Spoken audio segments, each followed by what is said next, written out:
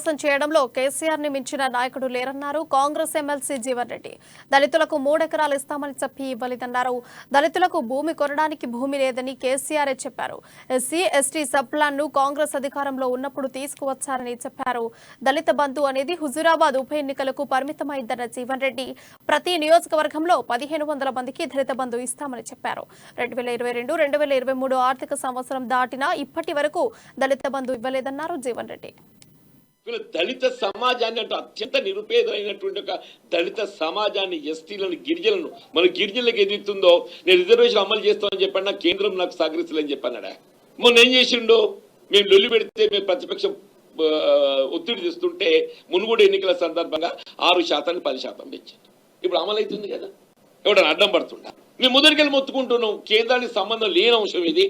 ఇది రాష్ట్ర పరిధిలోని అంశం, ఇది రాష్ట్ర పరిధిలో అంశం. కేంద్రం ఆల్రెడీ వాళ్ళు 7% ఇస్తున్నారు. ఎస్టీ రిజర్వేషన్ కేంద్రంలో 7% ఉన్నది. నువ్వు రాష్ట్రంలో అమలు జీతాలు పెట్టే రిజర్వేషన్ ఏదైతే ఉందో ఇది సుప్రీంకోర్టు ఉత్తర్వులు ఇందిరా సోహాని కేసుకు సంబంధం లేదు. ఇందిరా సోహాని కేసులో ప్రత్యేకంగా అందులో పేర్కొన్నది.